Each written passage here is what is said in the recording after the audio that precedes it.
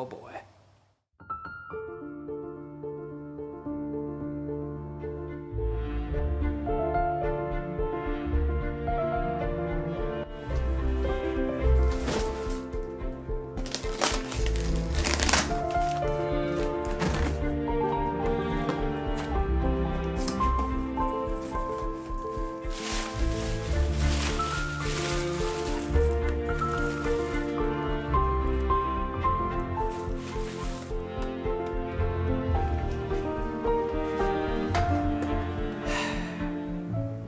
It just doesn't make any sense. Like, why would somebody send me a Wii U? Guess there's only one way to find out.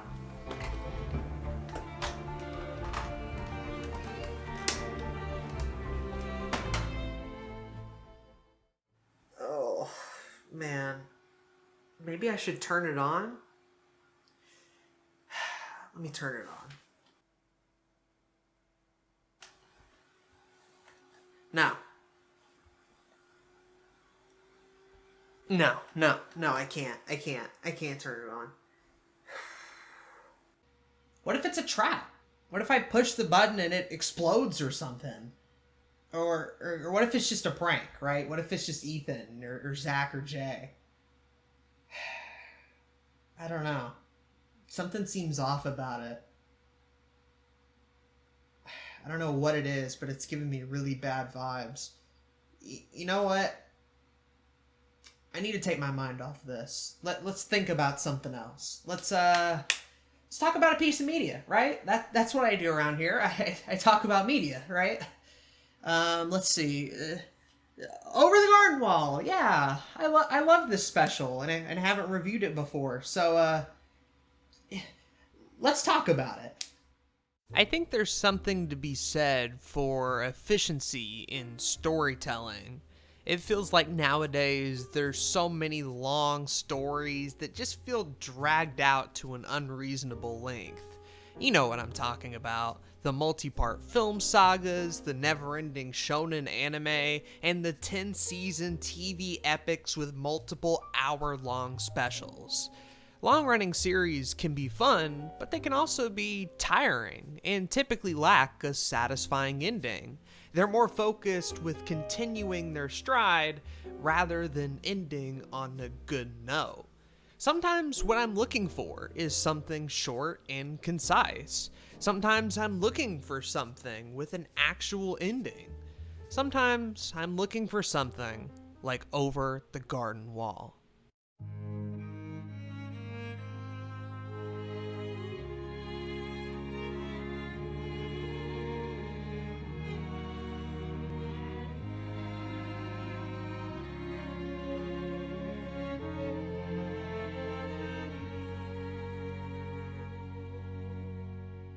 Over the Garden Wall is a 10-episode miniseries made by Pat McHale. It premiered on Cartoon Network back in 2014, at a time when shorts really weren't a thing anymore. The network had long moved on to primarily comedic shows with very little narrative. Heck, Pat McHale even worked on those kind of shows. His previous work was on Adventure Time and The Marvelous Misadventures of Flapjack, which follows that formula perfectly. But I guess he wanted to do something more, so he leveraged his success of those shows to pitch Over the Garden Wall, and man, am I glad he did. The show follows two brothers, Wirt and Greg. They're stuck in this place called the Unknown and are trying to get back to their home. Wirt is the anxiety-ridden older brother. He reads poetry a lot, thinks about girls, and can't make tough choices. Greg is the younger brother. He typically spouts some random, goofy humor and isn't really smart at all, but he does have a good heart. I honestly like both of these characters. Sure, Greg can be a little bit annoying, but the brotherly dynamic is there, and both learn to appreciate each other and their good qualities.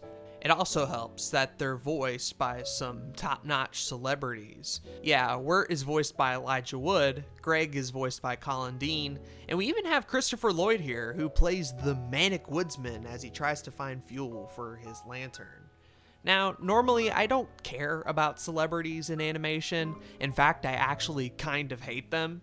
You know, back in the day when Disney was working on those original animated features, they picked voice actors who would fit the role, not necessarily popular people, but who best fit the certain character. That all kind of changed around the time Aladdin and Shrek came out. These were animated films that prided itself on its celebrity cast and used them for marketing and getting butts in seats. And while those films did well, it did unfortunately create a trend, especially DreamWorks, who feels like they have to have all these celebrities in their film, regardless of whether or not it's actually good for the character. The point I'm getting at here is that Over the Garden Wall actually manages to subvert this by having the celebrities actually fit the characters that they're voicing. I don't see Elijah Wood here, I see Wirt. I don't see Colin Dean, I see Greg. And Christopher Lloyd does a wonderful job playing the woodsman with his iconic voice and panic delivery. I buy into the character. The voice acting is top-notch, and it gives the character some added weight as well. Honestly, shout out to Pat McHale for putting so much work into this series. You can tell, even from the setup and the original premise, that this is something that clearly had a lot of attention put into it. Kind of similar, actually, to how much attention was put into that box with the Wii U in it. You know, I honestly don't feel comfortable filming this video with that thing in my room. It is literally so close by, and that freaks me out.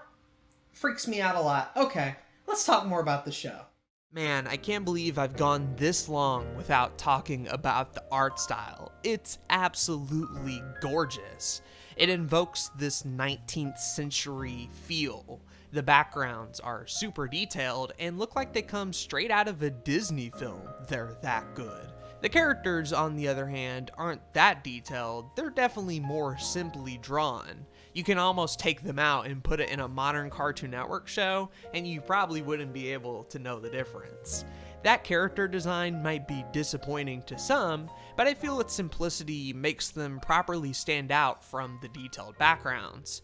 After all, if they both had a lot going on, then it would be a little tough to follow. Last but not least, I have to mention this soundtrack. It plays a key part in establishing the mood.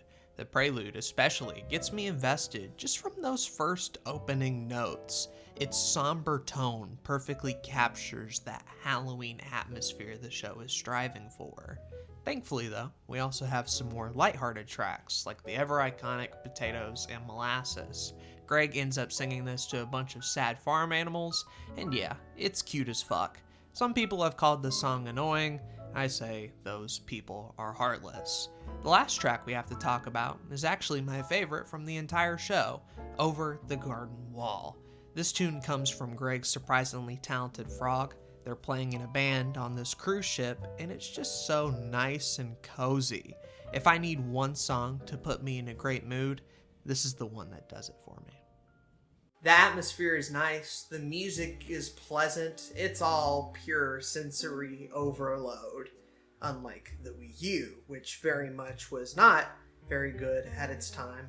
Didn't really tingle any of my senses at all, except for fear, currently, which I am experiencing. I feel like recording this video is not really a good idea because I'm staring directly at the Wii U and not at the camera. So that's unfortunate. What are my final thoughts on Over the Garden Wall?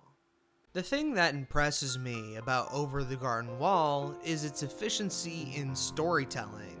This miniseries manages to succeed with very little. It tells cohesive plots in only 11-minute episodes. It gives you memorable characters, despite some of them barely even appearing in the show. It manages to leave you with an unmistakable atmosphere and gives you a satisfying ending that doesn't feel rushed. Yep, despite this being 10 episodes, it ends on a perfect note. You don't need any more information and no questions are left in your mind. It's perfect on that front. It makes me feel like I can come back to it at any particular point. not every episode is a banger, and I could see some people being annoyed by Greg or maybe the simplistic character designs, but honestly, if you take those things away, this is by far one of Cartoon Network's best projects, period. And I wish they had attempted more miniseries in this style, considering how critically acclaimed it ended up being. If you have not seen it, I'd recommend go ahead and watch it. It's on HBO Max, actually, so you can watch the entire 10-episode run, or you could even check out the pilot on YouTube if you're not sure how to feel about it yet. Overall, though, I love it to death. It's one of my favorite Halloween properties and gets a wholehearted recommendation from me. So, in conclusion, Over the Garden Wall is a great show, and I love it a lot. And this might be the last video for a while. You know what? Fuck it. No, that Wii U isn't gonna get the last of me. You know what? I'm gonna turn it on. It can't be that bad. I'm just gonna turn it on. I'm gonna show that Wii U what's up. You can't stop a fucking Blue Couch Productions. Let's turn that bad bitch on.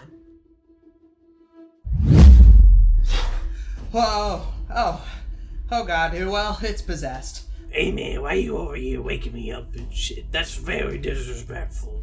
Oh, a ghost, great. Love it. Why are you here? I'm gonna go off and kill your friends. Oh, now you're striking vengeance on all my friends. That's great. Hey man, why'd you come over here and start disrespecting on me like that? Well, you know what? You're Wii U, alright? You're Wii U. You're stuck to this console. I'm gonna just turn you off. See if you can escape this. You know what? Fuck you.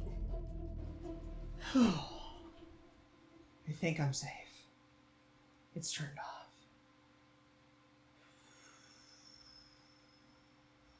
Poggers, brother. Pog champ. Oh, shit. He's escaped. What am I gonna do? I gotta warn my friends. I gotta get on Discord and warn my friends.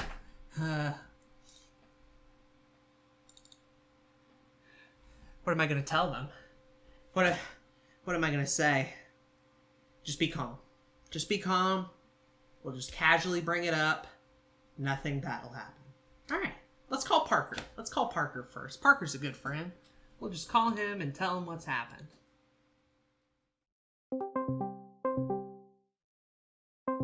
Hey, what's up? Nothing much. I was just watching Halloween Town. Oh, okay. Don't want to alarm you at all, but Okay. I think there might be just a teeny tiny little ghost that might have escaped my Wii U. One more time? Just a little tiny supernatural ghost might have escaped from my Wii U. It's just like that one time that you let an imp crawl out of the Nintendo 3DS. Look, how was I supposed to know that Nintendo was putting imps in there, alright? That's a very easy mistake to make. Oh, Jesus Christ. Do you know where it went? Yeah, so when I turned it on, it kind of just like vowed vengeance against my friends. So, being that you are a friend of mine, it came to my attention that I should probably warn you in case something bad happens. So, I knew there's that. I knew hanging out with the PokeTuber was gonna fuck me one day.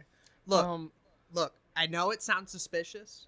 I know Okay. it sounds like complete and utter cap, but I'm telling you, shit looked really scary, and I don't want you to be unprepared. I want you to be safe, bro. No shit, no pog? Nope, no cap, no pog, none of this. This is not the Hinway moment. I'm not trying to get a Hinway on you right now.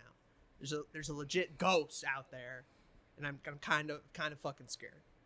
Okay. Well, thank you for telling me. You should probably tell the others too. Yeah, I will. Okay, be on the lookout. If you see anything spooky or supernatural, let me know. All right. Okay. See you later. Stay safe. Stay frosty. You too.